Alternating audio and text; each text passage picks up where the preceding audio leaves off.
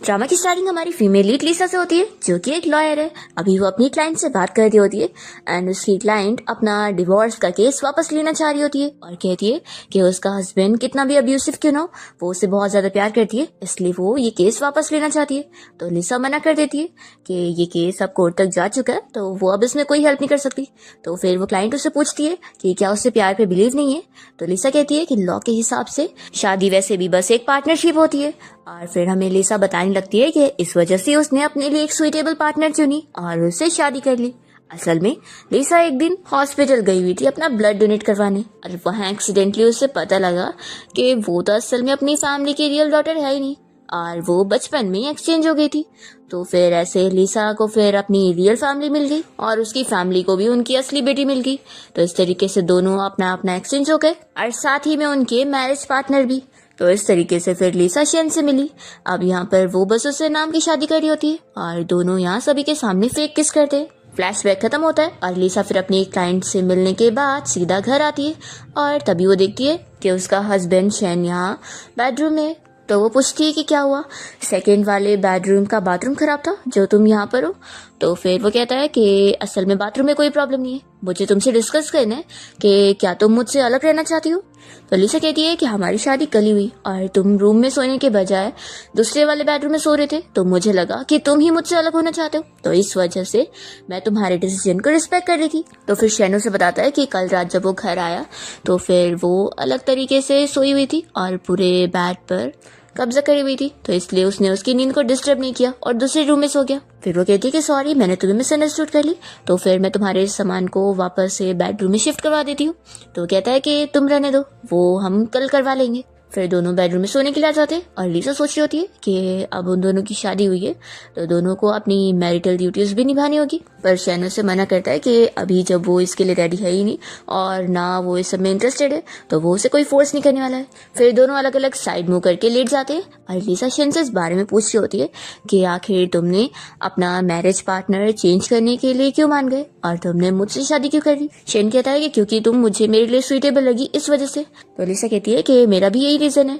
फिर शैन इस बारे में याद कर रहा होता है कि लिसा से जब वो पहली बार मिला था तो वो हिल्स को हाथ में पकड़ के उससे मिलने आई हुई थी और उससे अपना नाम और पूरा डिटेल वो उसे बता रही थी। तो शैन को तब जाकर पता लगा था कि पहले जो उसकी फियांसी थी लेकिन अब वो बदल के लिसा हो चुकी है। लिसा शेन को अपने बारे में बताती है कि उसे ना प्यार करना आता है और ना प्यार में कोई इंटरेस्ट है, तो क्या वो उसके साथ कॉन्ट्रैक्ट मैरिज करने के लिए रेडी है। तो फिर शैन भी मान गया था और दोनों के बीच में डील हो गई थी। अब यहाँ पर लिसा तो सो चुकी होती है और शैन उसे अच्छे से ब्लैंकेट से कवर कर देता है।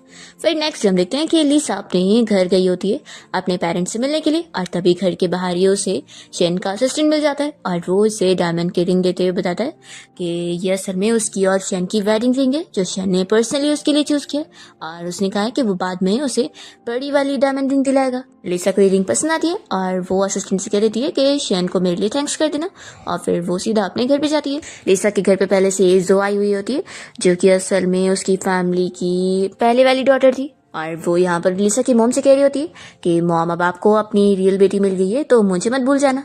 तो यहाँ पर फिर लिसा का भाई से कह रहा होता है कि तुम फिक्र मत करो, तुम हमेशा ही मेरी सिस्टर रहोगी और वो नई आई हुई लड़की को मैं कभी अपनी सिस्टर नहीं मानने वाला। अब लिसा के यहाँ घर आने पर उसके मॉम डैड तो शॉक हो जाते और लिसा के भाई को तो बिल्कुल भी अच्छा नहीं लगता।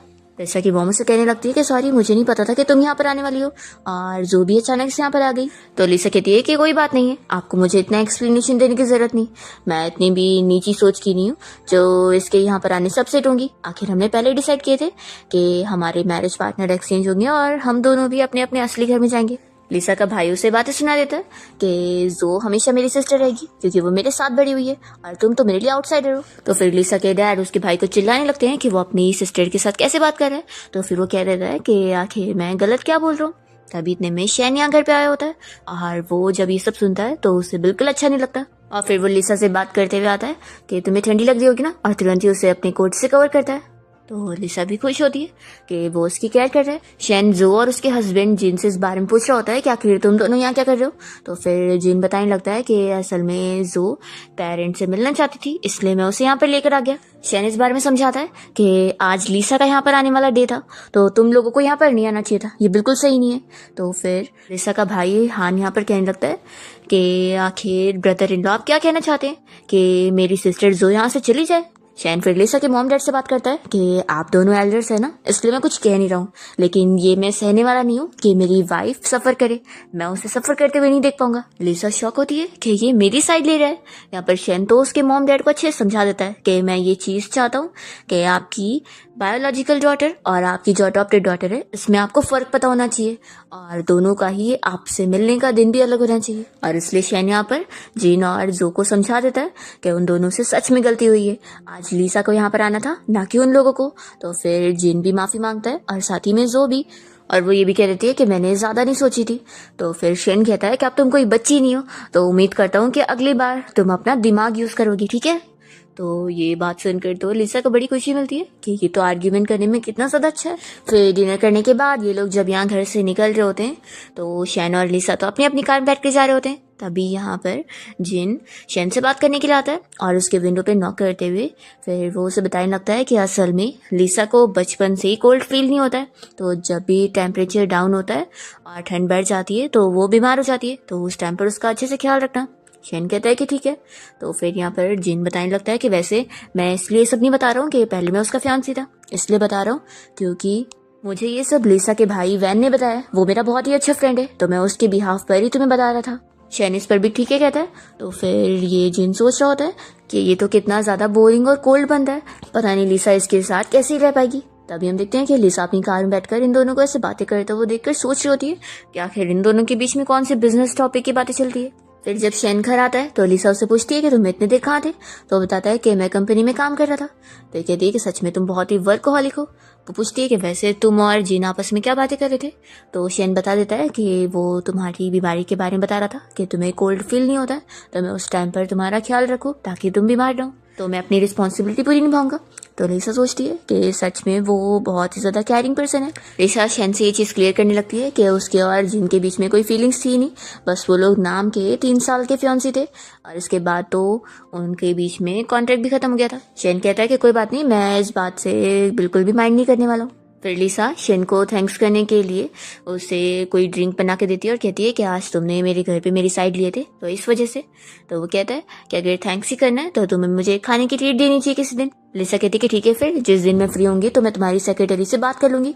शेन कहता है कि आखिर मैं तुम्हारा हस्बैंड हूँ, तो इतना भी नहीं है कि मेरी वाइफ मुझे मैसेज करे और मेरे पास मेरी वाइफ के मैसेज का रिप्लाई देने का टाइम ना हो।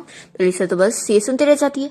फिर उसके बाद नेक्स्ट मॉर्निंग में जब दोनों साथ में ब्रेकफास्ट करने बैठते हैं तो लिसा शेन से पूछती है कि तुमने रिंग क्यों नहीं पहने। तो शेन कहता है कि मुझे आदत नहीं है और ऊपर से काम के लिए भी सही नहीं। और फिर वो तुरंत ही निकलने लगता है और बताता है कि मैं बिजनेस ट्रिप के लिए जा रहा हूँ, तो कुछ ये रहेगा तो बता दो। तो वो कहती है कि नहीं, कोई जरूरत नहीं है, वैसे भी तुम काम में बिजी रहोगे। फिर शैन अपना चला जाता है और लिसा सोच रही होती है कि यानी उसने बस मेरी फैमिली को दिखाने के लिए वेडिंग रिंग पहना हुआ था। फिर वो भी अपनी वाली रिंग उतार देती है। फिर नेक्स्ट सीन में हम देखते हैं कि शैन जब बिजनेस ट्रिप से वापस आ जाता है तो वो देखता है कि सूजी अपना काम कर रही होती है।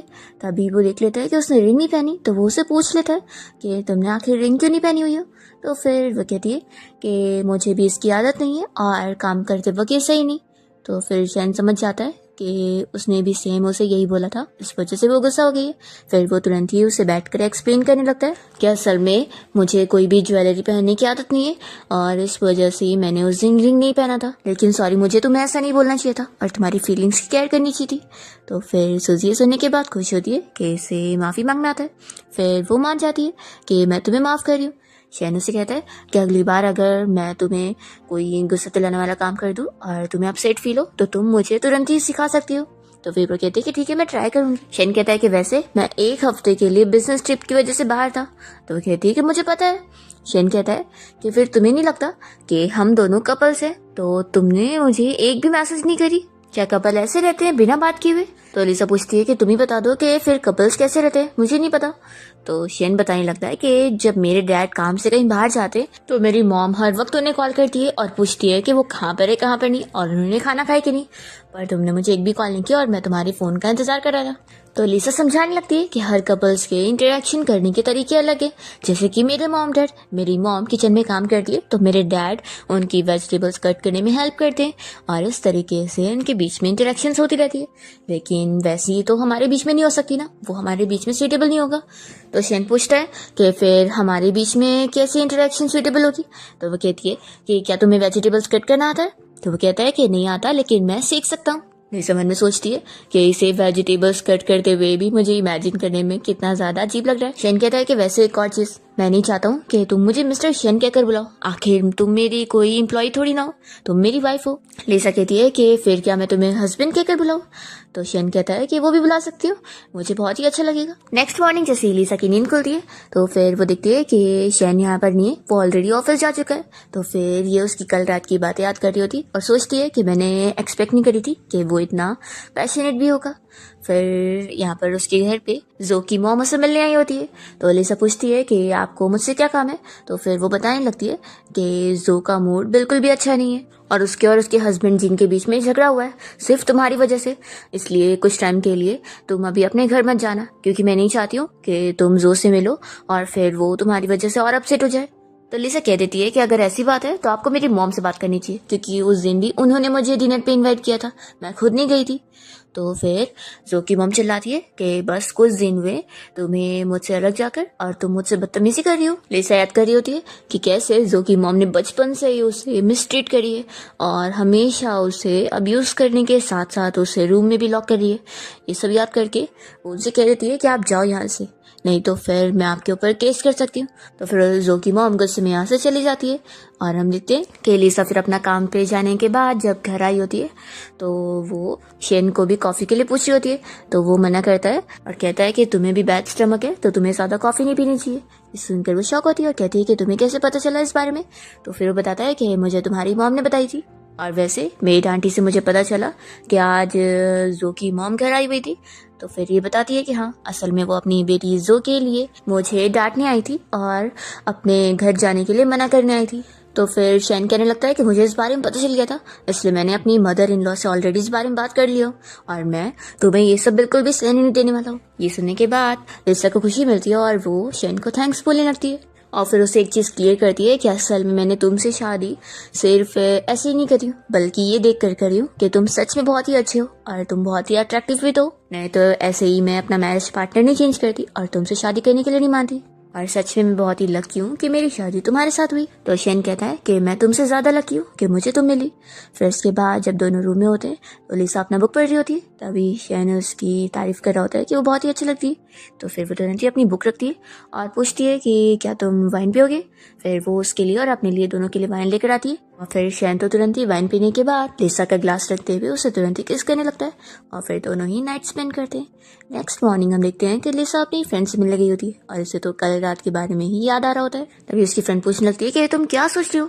फिर वो उससे बता रही होती है कि वैसे तुम्हें पता चला जो असल में अपने हस्बैंड के साथ एक न्यू घर खरीद रही है और वो तुम्हारी नेबर बनने वाली है। ये सुनने के बाद लिसा को शौक लगता है और वो पूछती है कि क्या वो पागल हो चुकी है। तो इसकी फ्रेंड कहती है कि मुझे भी ये लगता है वो पागल हो गई है, आखिर कौन अपने एक्स फियांसे के पास रहने के लिए जाता है। तभी इतने में यहाँ पर जो लिसा से मिलने आई होती है तो लिसा की फ्रेंड इन दोनों को बात करने के लिए छोड़कर चली जाती है। जो यहाँ पर बैठ जाती है तो लिसा फिर उससे पूछने लगती है कि क्या तुम न्यू घर खरीदने का सोच रही हो, वो भी मेरी बाजू वाला। तुम पागल हो गई हो जो मेरी नेबर बनना चाहती हो। वो मना करती है कि तुम वहां पर घर नहीं ले सकती। तो फिर जो चिल्लाती है कि आखिर मेरी मर्जी, मैं कहीं पे भी घर लूँ, तुम होती कौन है रोकने वाली। तो लिसा उसे समझाने लगती है कि अगर तुम्हें न्यू वेडिंग घर ही चाहिए तो मैं शेन को बोलकर तुम्हें अच्छे से अच्छा विला दिलवा सकती हूँ, तो मेरे बाजू में मत रहने आओ। तुम क्या चाहती हो कि तुम रोज रोज मुझे देखो और अपनी ज़िंदगी ख़राब करो। अगर तुम यही चाहती हो तो मुझे इससे प्रॉब्लम नहीं है, अगर तुम्हें अपनी लाइफ ख़राब करनी है तो। फिर जो गुस्से में यहाँ से चली जाती है और तभी इतने में लिसा को शेन की कॉल आई होती है। तो फिर वो जैसी हेलो कहती है तो शेन उसकी आवाज़ सुनते ही पहचान जाता है और कहता है कि तुम अपसेट हो। तो लिसा शॉक रह जाती है कि उसने बताई भी नहीं और उसकी आवाज़ से उसने उसे पहचान लिया। वो अब उसके इमोशन को फील करता है। फिर वो नहीं कहती है तो शेन कहने लगता है कि हम लोग हस्बैंड वाइफ है, तो तुम चाहे जो मुझसे बता सकती हो। लिसा कहती है कि तुम्हारा बहुत थैंक यू, लेकिन अपनी इस प्रॉब्लम को मैंने खुद ही सॉल्व कर लिया। फिर वो कॉल कट करती है और फिर शेन तुरंत ही अपने असिस्टेंट को बुलाता है और उससे इस बारे में पता करने के लिए बोलता है कि आज उसकी वाइफ किससे मिलने गई थी। तो असिस्टेंट भी सोच ही पड़ जाता है कि बॉस की शादी अभी जल्दी हुई है और ये अपनी वाइफ को चेक करना चाहते हैं। फिर रात में घर आने के बाद दोनों साथ में डिनर कर रहे होते हैं और तभी यहाँ शेन लिसा को एक गिफ्ट देता है। तो फिर वो देखती है कि उसके अंदर एक ब्रेसलेट है जो कि लिसा को बहुत ही पसंद आता है, तो वो उसे थैंक्स करती है और यहाँ पर शेन फिर उसके हाथ में तुरंत ही पहना देता है। फिर दोनों साथ में जब रूम में आते हैं तो फिर से वो लोग वाइन पीते हुए नाइट स्पेंड करते हैं। नेक्स्ट मॉर्निंग लिसा अपने ऑफिस में होती है एंड तभी उसे उसकी मॉम की कॉल आती है और वो उसे फिर से अपने घर पे डिनर के लिए इनवाइट करी होती है और वो उसे अपने साथ शेन को भी लाने बोलती है। तो लिसा फिर मान जाती है और फिर वो शेन से मिलने के लिए उसके कंपनी गई होती है। तो असिस्टेंट फिर उसे वेट करने के लिए बोलता है कि अभी शेन मीटिंग में और वो थोड़ी देर में आ जाएगा। फिर लिसा जब यहाँ बैठी होती है तभी इतने में उसके पास एक लड़की आकर बैठती है जो कि असल में मैनेजर की पोजीशन पर है। वो यहाँ एक नेकलेस पहनी होती है जो कि सेम उसी के ब्रेसलेट का ही सेट होता है और वो लिसा के सामने बढ़ाई मारने के लिए बता रही होती है कि ये उसे सीईओ ने खरीद के दिया है। लिसा को ये सुनकर अच्छा नहीं लगता है। फिर जब असिस्टेंट ये सुनता है तो वो तुरंत ही लिसा से क्लियर करता है कि ये नेकलेस असल में उसने खुद खरीदी हुई है और झूठ बोल रही है। तो फिर लिसा फिर इस लड़की को समझाने लगती है कि अपनी खुद की खरीदी हुई चीज को कभी किसी और के नाम का क्रेडिट नहीं देना चाहिए, इससे तुम्हें क्या वैल्यू मिलेगी। ये बोलकर फिर लिसा चली जाती है और फिर जब वो और शेन कार से जा रहे होते हैं तो लिसा उसे समझा रही होती है कि अगली बार वो अपनी वाइफ को ब्रेसलेट के साथ उसके नेकलेस का भी सेट दे सकता है। शेन कहता है कि ठीक है, मैंने इस बार नोटिस नहीं किया था लेकिन अगली बार मैं पूरा दूंगा। फिर इतने में शेन को असिस्टेंट की कॉल आ जाती है और वो इसे सब बता देता है कि ये कंपनी में क्या क्या मिसअंडरस्टैंडिंग हुई थी। तो फिर उस बारे में शेन तुरंत ही लिसा को क्लियर करने लगता है।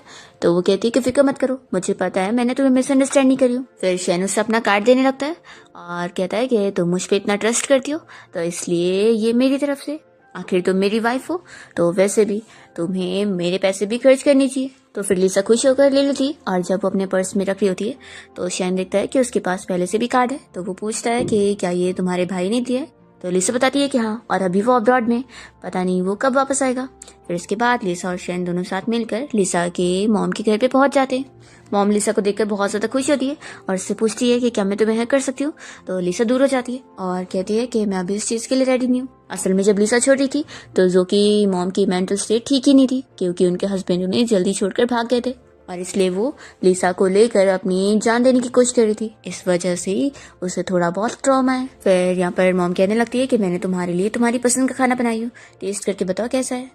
फिर डिनर के बाद लिसा बाहर अपसेट खड़ी होती है और तभी शैन उसके लिए भी स्कार्फ लाया होता है और अपने लिए भी। फिर दोनों साथ में जब घर आ जाते हैं तो लिसा तो पहले ही सो जाती है और शैन उसे अच्छे से जब ब्लैंकेट से कवर कर रहा होता है तभी वो अचानक से जाग जाती है और वो इतनी चिड़ी हुई होती है।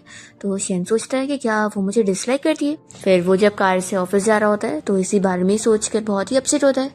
तभी उसका असिस्टेंट पूछने लगता है कि बॉस क्या हुआ है, बिजनेस ट्रिप का अरेंजमेंट सही नहीं लगा आपको। तो शेन कहता है कि नहीं, सब सही है। वो मन में सोच रहा होता है कि मुझे खुद ही इनिशिएटिव लेकर लिसा से इस बारे में बात करनी चाहिए। दूसरी तरफ लिसा अपने ऑफिस में होती है तभी उसे शेन के भाई जियांग की कॉल आई होती है और वो कहता है कि सिस्टर इन लॉ, मैं अभी पुलिस स्टेशन में हूँ, तो क्या आप यहाँ पर आकर मुझे पिक कर सकती हो।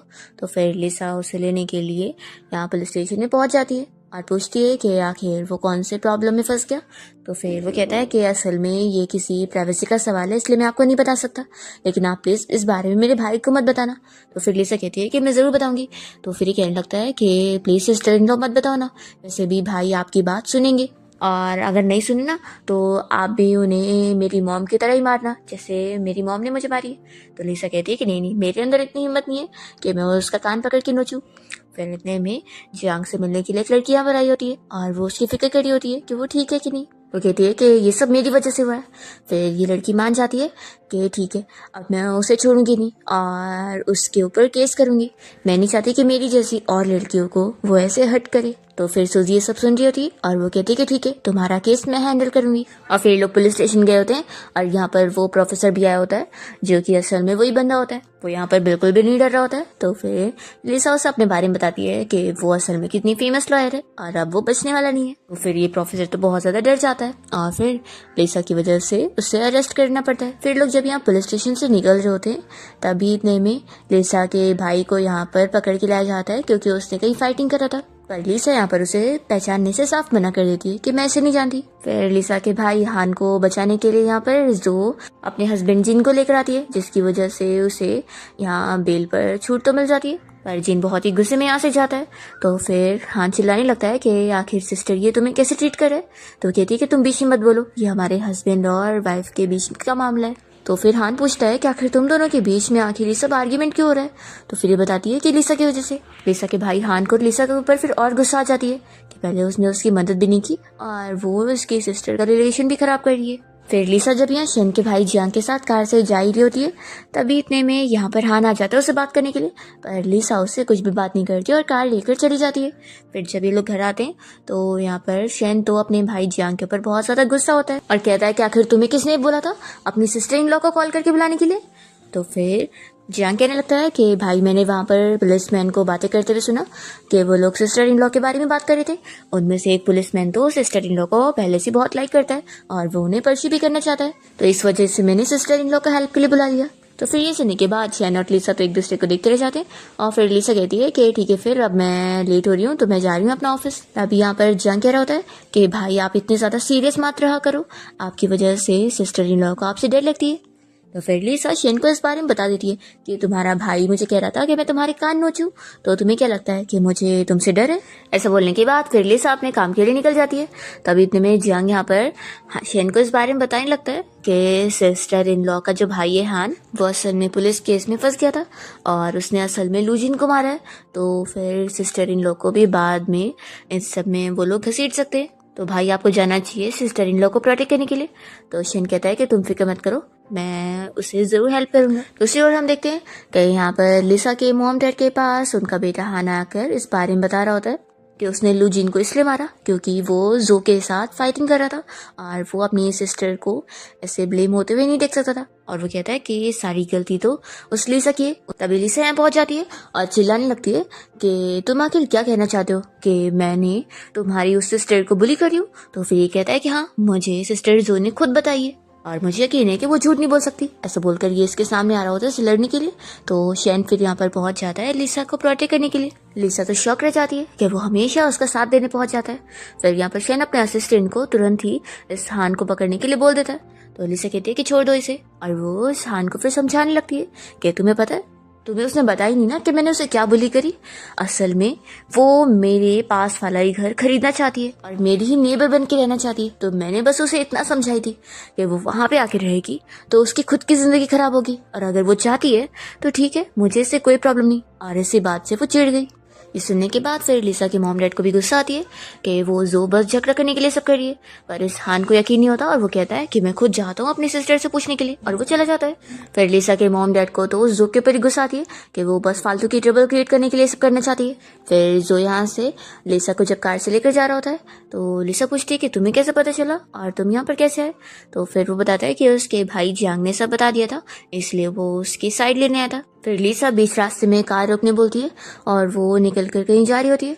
तो शैन फिर बहुत ही ज़्यादा परेशान होती है, उसके पीछे जाता है और तभी उसे तो सरप्राइज मिलता है कि लिसा उसके लिए फ्लावर खरीदने गई थी और वो उसे देते हुए सॉरी बोल रही होती है कि उसने अपनी प्रॉब्लम के बारे में बताई नहीं थी कि जो ने कैसे उससे झगड़ा वगैरह करी और इसलिए वो परेशान हुआ। वो कहती कि फिक्र मत करो, अगली बार मैं कोई भी चीज़ फेस करूंगी तो तुम्हें ज़रूर बताऊंगी।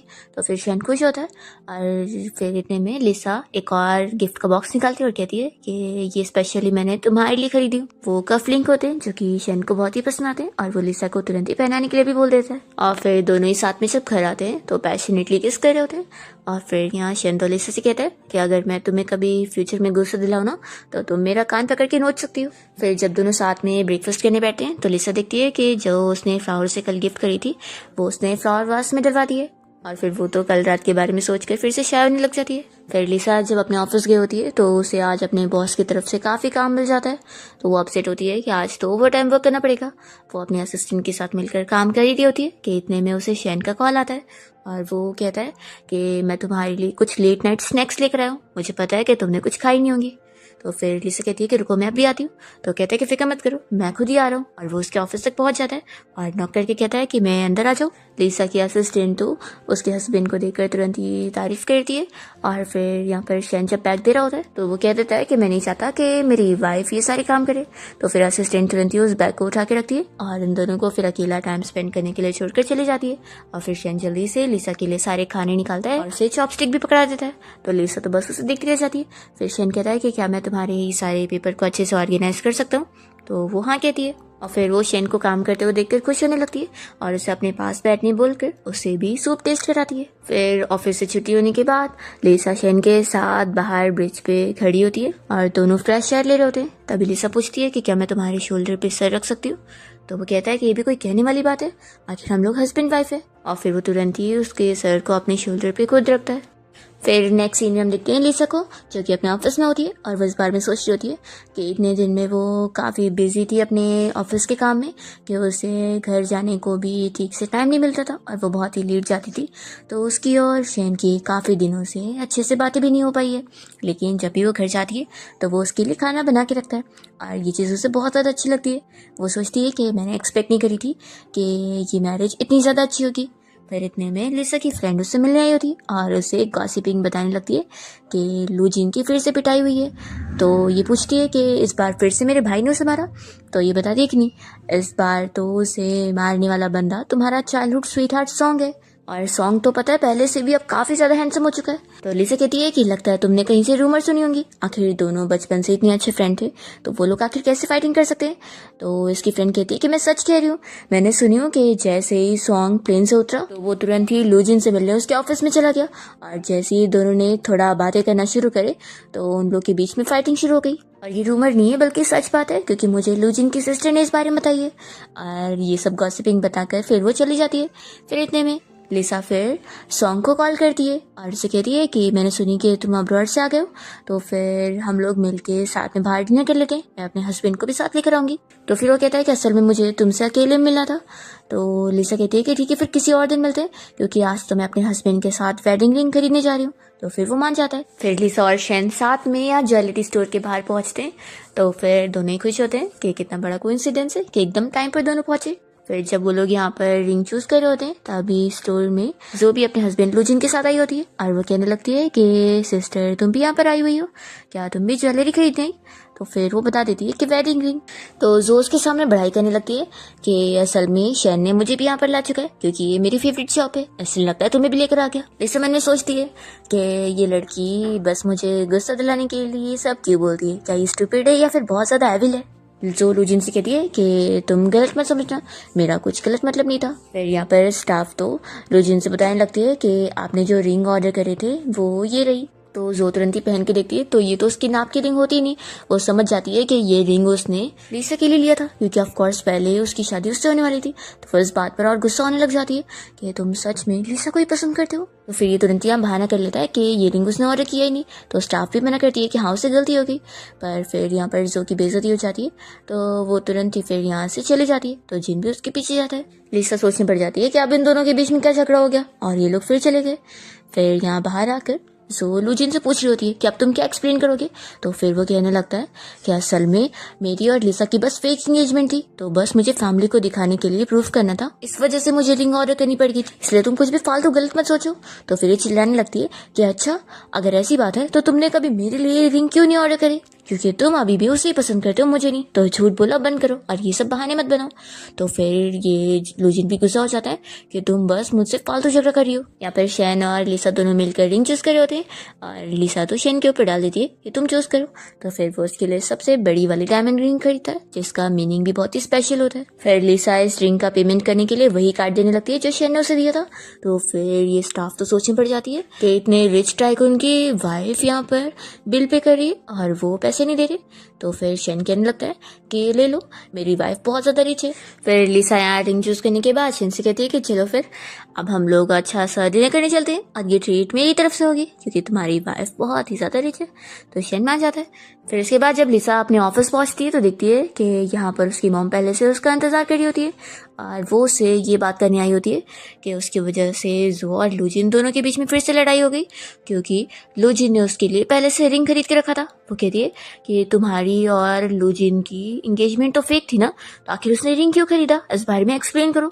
तो फिर वो कहती है कि आखिर ये सब आप मुझसे क्यों पूछ रही है, आप अपने सन इन लॉ लूजिन से पूछ लेना। तो ये नहीं मान रही होती है तो उनके सामने यहाँ पर लिसा फिर लूजिन को कॉल लगाती है और उसे इस बारे में बता देती है कि कैसे यहाँ जो की मॉम उसे परेशान करने आ गई इस बात पर, तो वो खुद अपनी मदर इन लॉ को सफाइयाँ दे। तो फिर यहाँ पर जो की मॉम को तो बहुत गुस्सा आ रहा होता है और कॉल रखने के बाद ये उन्हें समझा देती है कि अब आप यहाँ से खुद जाओगी या फिर लूजिन ही आपको लेकर जाएगा।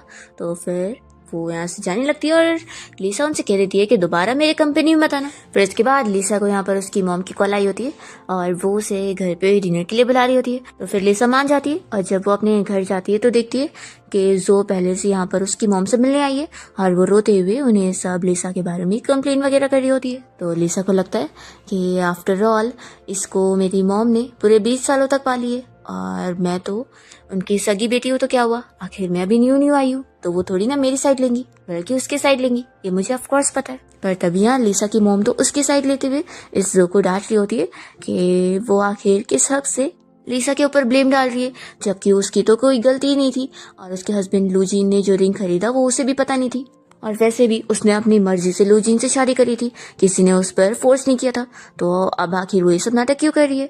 तो फिर सो को शौक लगता है कि ये आखिर मेरी साइड लेने के बजाय लिसा की साइड ले रही है। लिसा तो यहाँ पर शौक रह जाती है कि मेरी मॉम ने मुझे चुनी और वो मेरी साइड ले रही है। जो कहती है कि मॉम आप मुझसे इतना ज़्यादा कोल्डली मत बातें करो, आप कह रही है तो ठीक है, मुझे अपनी गलती का एहसास हो गया है, मैं लिसा से माफ़ी मांग लूंगी। फिर इतने में जैसे ही जो लिसा को देखती है तो वो तुरंत ही उससे इस मैटर के लिए सॉरी कहने लग जाती है। पर वो इसी के साथ में लिसा के ऊपर इल्ज़ाम भी लगा रही होती है कि अब तो लूजिन मुझसे डिवोर्स लेने वाला है, तो तुम्हें तो बहुत खुशी मिल रही होगी, तुम्हारा बदला पूरा हो गया। लिसा उसे समझाती है कि तुम्हें क्या लगता है कि तुम्हारा जो उसके साथ अगर डिवोर्स होने भी जा रहा है तो उसमें मेरा क्या लेना देना है।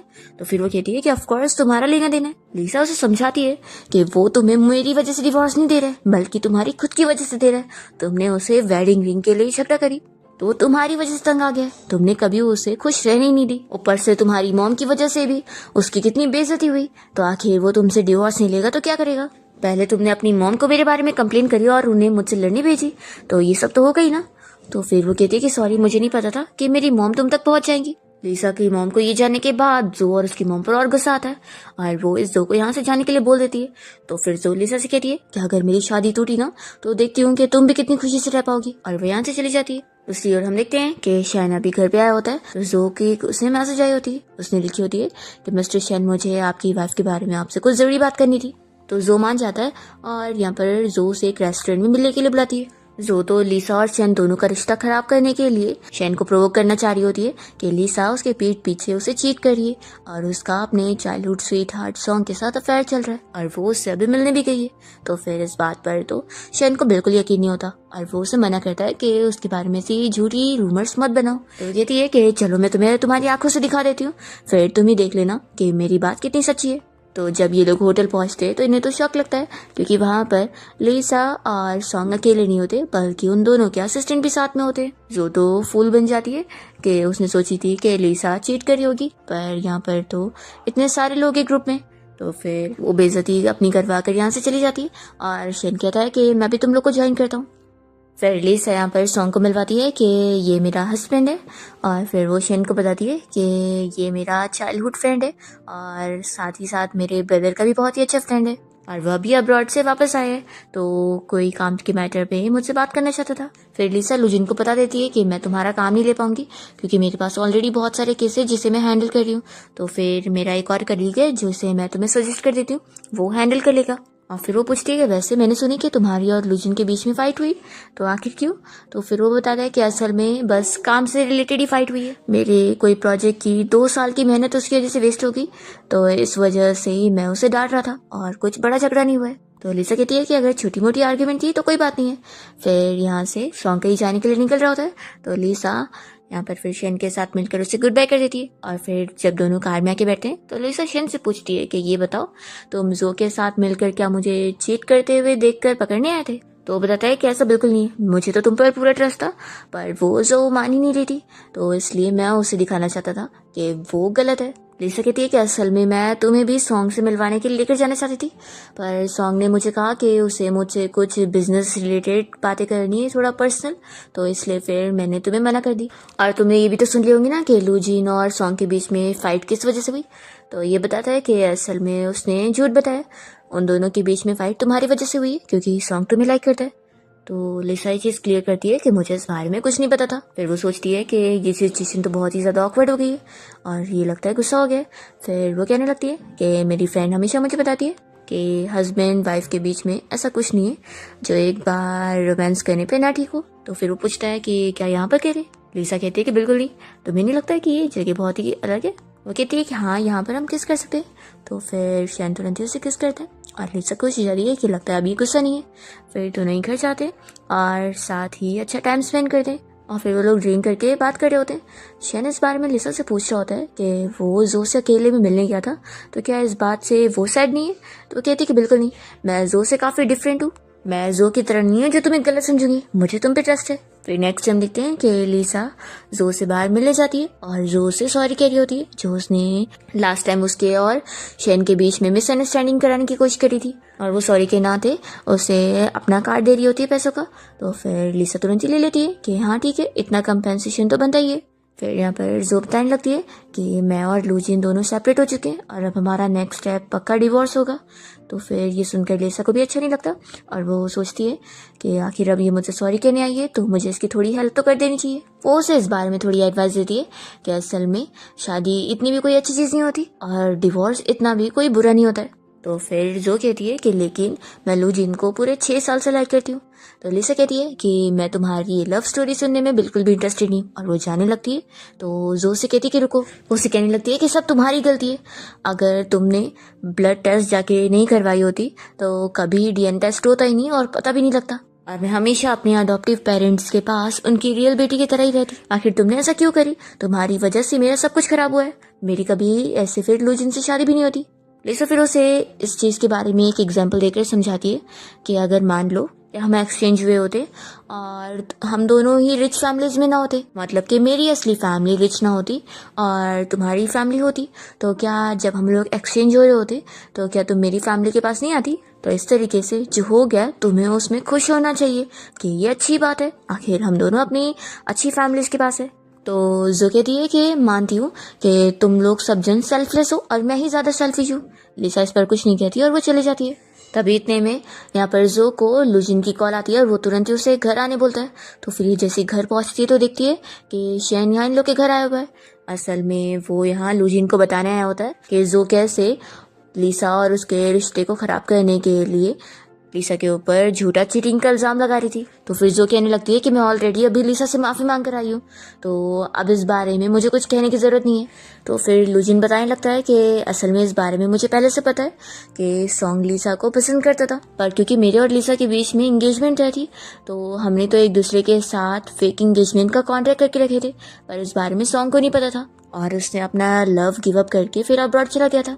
पर जब वो वापस आया और उसे पता लगा कि तुम्हारी शादी लिसा के साथ हो गई है और मेरी और उसकी एंगेजमेंट तो फेक थी, तो इस बात पर वो मुझसे गुस्सा हुआ था और उसने मुझे पंच मारा था। तो ये सब जानने के बाद जो कहती है कि अच्छा तो ऐसा है। फिर वो तुरंत ही शैन से भी इसके लिए सॉरी बोलती है कि उसने लिसा के बारे में गलत समझी थी। शेन कह देता है कि सिर्फ सॉरी बोलने से काम नहीं चलेगा। तुम्हें क्या लगता है कि तुम हर बार गलती करती जाओगी और बस सॉरी बोलोगी और तुम्हें माफ कर दिया जाएगा? बिल्कुल नहीं। मेरी शर्त है कि तुम्हें अब से लिसा के पेरेंट्स के घर पे जाने की कोई जरूरत नहीं है। वैसे भी तो वो तुम्हारे अडॉप्टिव पेरेंट्स है, तुम्हारे रियल पेरेंट्स नहीं। तुम्हारे पास तो जब खुद की फैमिली है तो उसी में खुश रहो ना, तुम्हें दो फैमिली नहीं मिल सकती है। तो फिर जो चिल्लाने लगती है कि आखिर क्यों, मुझे कोई नहीं रोक सकता। शेन कह देता है कि अगर तुम नहीं रुकोगी ना तो मेरे पास कई तरीके तुम्हें रोकने के लिए। तो फिर वो डर के मान जाती है। यहाँ पर शेन अपनी दूसरी शर्त भी बताता है कि तुम्हारी मॉम को भी अब तुम रोक के रखना कि वो मेरी वाइफ को अगर दोबारा तुम्हारे बारे में तुम्हारी साइड लेकर उसे तंग ना करे, नहीं तो अच्छा नहीं होगा। तो ये कह रही है कि आखिर मैं अपनी मॉम को कैसे कंट्रोल कर सकती हूँ? तो कह देता है कि मैं नहीं जानता, वो तुम्हारी मॉम है ना, तो अब तुम कंट्रोल करो। और ये बोलने के बाद फिर शेन यहाँ से चला जाता है। नेक्स्ट सीन में हम देखते हैं कि शैन लिसा के भाई हान से मिलने गया होता है और वो उसे इस बारे में समझा रहा होता है कि उसने कई बार लिसा को हर चीज़ों में ब्लेम किया है और उसके सामने जो के साइड लिया है। इन कहता है कि मुझे ये चीज़ बिल्कुल पसंद नहीं आई है कि तुमने मेरी वाइफ से बदतमीजी करी हो और मेरी वाइफ को जो भी सफ़र करवाएगा वो मेरी बॉटम लाइन होगी, मैं उसे छोड़ूंगा नहीं। हान कहता है कि ब्रदर इन लॉ मैं क्या कर सकता हूँ, इसमें मेरी कोई गलती नहीं है। आखिर मैं एक स्ट्रेंजर लड़की को अपनी बड़ी सिस्टर नहीं मान सकता, मैं हमेशा सिस्टर जो के साथ रहूं और उन्हें ही मैं अपनी रियल सिस्टर मानता हूँ। बचपन से ही मैं उन्हें प्रोटेक्ट करता आया हूँ और मैं कभी उन्हें कोई सफर नहीं करने दूंगा। और लिसा ने मेरी सिस्टर जो को बहुत ही बुली करी है। तो फिर शैन ये सारी चीजें क्लियर करता है कि लिसा ने कभी जो को बुली करी नहीं है, बल्कि हमेशा जो ने ही लिसा की इंसल्ट की और खास करके उसने खुद भी। तो फिर ये अपनी जगह सॉरी बोलता है और कहता है कि लेकिन चाहे जो हो जाए मैं लिसा को तो अपनी बड़ी सिस्टर नहीं मान सकता हूँ। शेन कहता है कि तुम मानो या ना मानो ये तुम्हारी मर्जी है, तुम्हें कोई फोर्स नहीं कर सकता है। तो फिर हान पूछता है कि फिर आखिर आपको चाहिए क्या। तो शेन कहता है कि मैं चाहता हूँ कि तुम लिसा से चल के माफी मांगो। तो हान इसके लिए मान जाता है कि ठीक है मैं माफी मांग लूंगा। शेन कहता है कि हाँ मेरे को एक और चीज क्लियर करनी है कि तुम अब से मुझे ब्रदर इन लॉ मत बोलो, क्योंकि मेरी वाइफ का नाम लिसा है और उसका कोई छोटा भाई नहीं है। ये बोलकर शेन चला जाता है। फिर नेक्स्ट सीन में हम देखते हैं कि लिसा अपने किसी क्लाइंट से मिलने क्लब में गई होती है और फिर उस क्लाइंट के जाने के बाद वो अपनी फ्रेंड के साथ मिलकर यहाँ पे ड्रिंक भी कर रही होती है। तभी यहाँ पर जो स्टाफ मेंबर होता है वो असल में लिसा को लाइक करता है और वो चाह रहा होता है कि वो अपने हस्बैंड को डिवोर्स दे, पर लिसा नहीं मानती है कि उसके हस्बैंड और उसकी लाइफ बड़ी अच्छी चल रही है। तो यहाँ पर फिर वो उसके पीछे पीछे बाहर तक आ जाता है उसका स्कार्फ देने के लिए। और तभी शैन तो यहाँ पर लिसा को पिक करने पहुंचा होता है और वो उसे इस लड़के के साथ बातें करते हुए देखकर जेलस होता है और उसके पास जाने के लिए नहीं मानता और कहता है कि मैं यहीं पर इंतजार करूंगा। फिर इतने में यहाँ पर सॉन्ग भी आ जाता है लिसा से बात करने के लिए। तो उन दोनों को देखकर ये और जेलस हो रहा होता है और फिर लिसा जैसे उसे दिखती है तो पूछती है कि तुम यहाँ पर। वो कहता है कि मैं स्पेशली तुम्हें पिक करने आया हूँ। तो लिसा खुश होती है कि उसे कितना केयर करना आता है। फिर लिसा यहाँ पर सॉन्ग के सामने शेन का हाथ पकड़ती है और उसे कह देती है कि सॉन्ग फिर अब मैं चलती हूँ, मैं और मेरे हस्बैंड अब डिनर करने जा रहे हैं। तो फिर ये लोग बाय बोल के फिर चले जाते हैं। फिर जब दोनों रेस्टोरेंट पहुंचते हैं तो लिसा ने जो बार में से 2 ग्लास अच्छी पसंद करके लाई थी वो देखकर वो कहने लगता है कि मैं तुम्हें पिक करने जाने वाला था पर मैंने देखा कि तुम क्लब से बाहर निकल रही हो तो फिर मैं रुक गया। तो वो बता देती है कि असल में जो बार का ओनर है वो मेरा फ्रेंड है, पर मैं उससे मिलने नहीं गई थी, मैं क्लाइंट से मिलने गई थी। शेन कहता है कि वैसे तुम्हारा वो फ्रेंड बड़ा यंग है। तो लिसा सुनकर फिर सोचती है कि अच्छा तो ये जेलस हो रहा है। कहती है कि हमारे बीच में फ्रेंडशिप अच्छी है क्योंकि वो मेरे बिजनेस में काफी फायदा करता है, मुझे क्लाइंट्स वगैरह से मिलवा देता है। तो फिर ये कहता है कि अच्छा तो तुम दोनों के बीच में कुछ ज्यादा ही अच्छा रिलेशन है। लिसा कहती है कि वो इसलिए क्योंकि जो मेरे अडॉप्टिव पेरेंट्स की बेटी है वो जब भी मुझे परेशान करती थी तो ये आकर मुझे प्रोटेक्ट करता था, तो मैं तो उसे एक बच्चे की तरह ट्रीट करती हूँ। तो शेन कहता है कि हम फ्यूचर में अपना खुद का बेबी करेंगे तो तुम्हें दूसरे बच्चे को देखकर अपना बच्चा समझने की जरूरत नहीं है। लिसा के मन में हंसी आ रही होती है कि कितना ज्यादा जेलस हो रहा है। फिर वो कहने लगती है कि वैसे मेरा फ्रेंड भी कह रहा था कि तुम बिल्कुल ओल्ड डैडी हो। तो ये मन में सोचता है कि मुझे ओल्ड कह रही है। लिसा तुरंत क्लियर करती है कि तुम ऐसा मत समझो कि मैं तुम्हें ओल्ड बोल रही हूँ, मैं तो बस बोल रही हूँ कि वैसे ऐसी फीलिंग आती है। और उसे बहुत हंसी आ रही होती है। तो शेन कहता है कि अच्छा ठीक है ज्यादा मत हंसो और ये लो डिनर करो। लिसा कहती है कि आखिर डिनर तो करना ही पड़ेगा, तुम इतना ज्यादा जेलस हो रहे हो। तो शेन भी फिर ये सुनकर स्माइल कर रहा होता है। फिर जैसे दोनों कार के पास आते हैं तो शेन लिसा को कार में से फ्लावर भी निकाल के देता है और साथ ही इयररिंग्स भी। तो वो पूछती है कि इस बार गिफ्ट में इयररिंग। शेन कहता है कि ये डेट वाला गिफ्ट है। तो वो कहती है कि अच्छा तो तुम डेट पर मुझे बेस्ट खाना खिलाने लेकर आए थे। शेन कहता है कि तुम जहाँ मेरे साथ चलो वो मेरी डेट होगी। लिसा फिर खुश होकर ये ले लेती है और कहती है कि अगर मैं बाहर चलना चाहूँ तो फिर वो इसके लिए भी मान जाता है कि ठीक है मैं तुम्हारे साथ चलूंगा। फिर लिसा और शेन यहाँ से बाहर पहुंच जाते हैं और लिसा ने जानबूझ के यहाँ पर शेन को लेकर आई होती है ताकि उसकी जेलसी कम कर सके। लिसा अपने फ्रेंड को यहाँ पे ड्रिंक सर्व करने के लिए बोलती है जो कि यहाँ पर शेन को देखकर बड़ा जेलस हो रहा होता है। फिर लिसा वही इयररिंग निकालती है जो शेन ने उसे दिया था और वो कहती है कि तुम इसे मुझे पहना दो। फिर जैसे ही शेन लिसा को इयररिंग पहना देता है तो वो उसे किस करने के लिए बोल रही होती है और ये सुनकर तो फिर लिसा का फ्रेंड जेलसी में जल्दी से इन दोनों को रोक देता है कि मेरे सामने अपना लव मत शो ऑफ करो। फिर लिसा और शेन यहाँ से ड्रिंक करने के बाद साथ में वॉक करते हुए घर आते हैं। फिर नेक्स्ट टाइम देखते हैं कि लिसा जब कंपनी आई होती है तो उसे अपनी फ्रेंड से पता लगता है कि उसका जो एक कलीग है वो उससे कुछ ज्यादा ही जेलस है कि वो उसके हस्बैंड के बारे में भी झूठी झूठी रूमर फैला रहा है कि उसका हस्बैंड एक ओल्ड मैन है और बिल्कुल भी अच्छा नहीं दिखता है। तो लिसा को फिर ये सुनने के बाद अच्छा नहीं लगता और वो अपने उस कलीग को सबक सिखाती है और सभी के सामने उसका अच्छे से मजाक उड़ाते हुए उसे समझा देती है कि वो उसके और उसके हस्बैंड से पंगा नहीं ले सकता। फिर लिसा का वो कलीग हार मान जाता है और उसे सॉरी भी कहता है और अपनी जो ऑनलाइन उसने वीडियो पोस्ट किया था वो भी सब वो डिलीट कर देता है। और ये सारी चीजें लिसा की असिस्टेंट आकर उसे सब बता रही होती है। फिर इसके बाद लिसा को एक बहुत ही बड़ा केस हैंडल करने को मिलता है जो कि किसी मिस्टर हुओ के अगेंस्ट होता है कि उसकी वाइफ को उससे डिवोर्स दिलवाना है। फिर नेक्स्ट डे लिसा शेन और जियांग दोनों के साथ फिशिंग करने गई होती है और तभी यहाँ पर ये लोग एक फिश पकड़ लेते हैं तो लिसा बहुत ज्यादा खुश होने लगती है। तभी यहाँ जियांग भी काफी शौक होता है कि इससे पहले तो भाई ने कभी एक फिश तक नहीं पकड़ पाए और सिस्टर इन लॉ के आने पर इतनी जल्दी फिश पकड़ लिए। तो लिसा खुश होती है कि उसकी वजह से ये कमाल हुआ है। फिर इतने में शेन को कोई काम का कॉल आ रहा होता है तो वो कहता है कि मैं अभी आता हूँ कॉल पे बात करके। फिर वो अपना साइड में चला जाता है और फिर लिसा को यहाँ अकेला देखकर यहाँ पर उस मिस्टर वो का नीफ्यू आया होता है उसे धमकी देने के लिए कि वो उसके अंकल के खिलाफ ये केस ना लड़े नहीं तो फिर अच्छा नहीं होगा, उसके अंकल उसे छोड़ेंगे नहीं। लिसा तो साफ मना कर देती है कि वो किसी से डरती नहीं है और वो ये केस जरूर हैंडल करेगी। फिर लिसा जब यहाँ घर पे कॉल पे बात कर रही होती है तो शैनू से पूछता है कि क्या हुआ, तुम परेशान दिख रही हो। तो फिर वो पूछती है कि क्या मिस्टर हुओ के साथ तुम्हारा अच्छा कनेक्शन है। असल में अभी मैं जो केस हैंडल कर रही हूँ वो मिस्टर हुओ के अगेंस्ट है। तो उसका निफ्यू आज मुझे आकर धमकी दे रहा था कि अगर मैंने ये केस हैंडल करी तो फिर वो तुम्हारा बिजनेस खराब कर देगा और मिस्टर हुओ तुम्हारे साथ सारे कॉन्ट्रैक्ट खत्म कर लेंगे। जब शैन ये सुनता है तो वो लिसा की फिक्र करने लगता है और पूछता है कि तुमने इस बारे में मुझे क्यों नहीं बताई। तो वो कहती है कि तुम्हारे भी तो काम में कितनी प्रॉब्लम्स आती होंगी, क्या तुम वो मुझे बताते हो। शैन कहता है कि लेकिन आखिर तुम मेरी वाइफ हो। तो फिर लिसा उसे समझाने लगती है कि काम का मैटर मैं अकेले सॉल्व कर सकती हूँ इसलिए मैंने नहीं बताई और तुम मुझे कम मत समझो, मैं सब कुछ कर पाती हूँ। तो फिर शैन काफी इम्प्रेस होता है और कहता है कि सच में तुमसे तो आर्ग्यूमेंट में मैं जीत ही नहीं सकता। फिर वो उसे एक वॉच गिफ्ट करता है और उसे पहनने के लिए बोल देता है। फिर नेक्स्ट डे लिसा जब अपना काम से गई होती है तो उसे मिस्टर हुओ की तरफ से इनवाइट आता है तो लिसा को जाना पड़ता है मिस्टर हुओ से मिलने के लिए और क्योंकि उसे मिस्टर हुओ के खिलाफ एविडेंस चाहिए भी इसलिए वो चली जाती है। या वो उसे एक रूम में वेट करने के लिए बोलता है और अपने गार्ड से कहकर उसे लॉक करवा देता है। लिसा इस रूम में अकेली फंस जाती है पर फिर टाइम पर यहाँ पर शैन उसे बचाने के लिए पहुंच जाता है और असल में वो इसलिए इसे ढूंढ लेता है क्योंकि उसने अपनी दी हुई वॉच में पहले से जीपीएस लगा के रखा था। जैसे वो लिसा को लेकर बाहर जाता है तो वो मिस्टर हुओ शॉक रह जाता है कि ये लिसा का हस्बैंड कोई और नहीं बल्कि मिस्टर शैन है। फिर नेक्स्ट डे वो मिस्टर हुओ तो खुद यहाँ लिसा से माफी मांगने आता है उसके घर पे और साथ ही में बहुत सारे गिफ्ट भी लाया होता है मिस्टर शेन को मनाने के लिए। पर यहाँ पर लिसा कह देती है कि जैसे इसने मुझे रूम में लॉक किया था इतने घंटे तक तो इसे भी उतना देर वेट करवाओ। वो डिवोर्स अग्रीमेंट पे साइन करने के लिए मान जाता है और इस तरीके से लिसा ये केस अपना जीत जाती है। फिर नेक्स्ट डे लिसा जब ऑफिस में होती है तो यहाँ पर उसे लुजिन मिलने आया होता है तो पूछती है कि तुम यहाँ पर कैसे।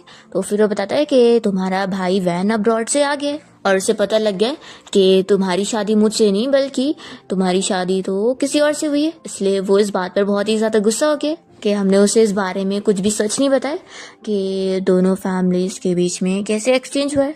लुजिन डर रहा होता है कि पहले ही एक बार वो मार खा चुका है और वो वापस से अब इससे नहीं मार खाना चाहता है। इसलिए वो लिसा से कह रहा होता है कि मेरे लिए अपने भाई वैन को मैसेज कर दो कि मेरा इन सब में कुछ भी मैटर नहीं है। तो फिर ये मान जाती है कि ठीक है मैं खुद ही अपने भाई से बात करती हूँ। वैन यहाँ पर अपनी फैमिली से मिलने आया होता है और वो अपने मॉम डैड से इस बात से गुस्सा होता है कि उन लोगों ने इस नई हुई आई लड़की जो को एक्सेप्ट कर लिए और लिसा को अब तक कुछ भी नहीं दिए। फिर यहाँ पर उसके मॉम डैड समझाने लगते हैं कि आखिर वो उसकी रियल सिस्टर थोड़ी ना है, उसकी रियल सिस्टर तो ये जो है।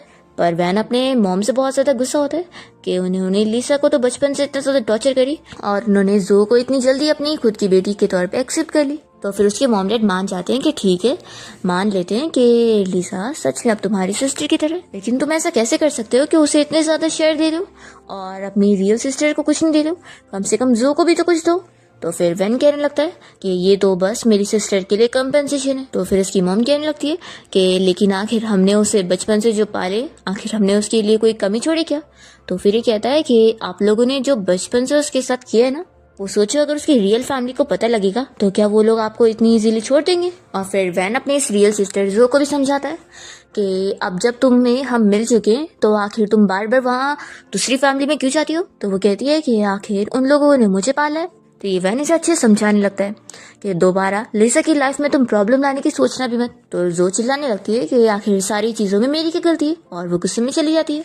तो वैन कहता है कि जाओ, अभी तो आप लोग कह रहे थे कि ये आपकी बड़ी प्यारी बेटी है। तो फिर दोनों उसे बनाने के लिए चले जाते हैं। और यहाँ पर फिर वैन सोच रहा होता है कि सच में अब रॉड्स आने के बाद अब पता लग रहा है कि कितने सारे मैटर मेरे पीठ पीछे हो चुके। वो अब इन सभी को हैंडल करने में लग जाता है। दूसरी ओर हम देखते हैं कि लिसा और शेन जैसी मॉर्निंग में उठे तो लिसा को फिर अपने भाई का मैसेज आता है और वो इस बारे में शेन को बताती है कि मेरा भाई तुमसे भी मिलना चाहता है। फिर लिसा यहाँ पर अपने भाई को शेन से मिलवाती है कि ये मेरा हस्बैंड है।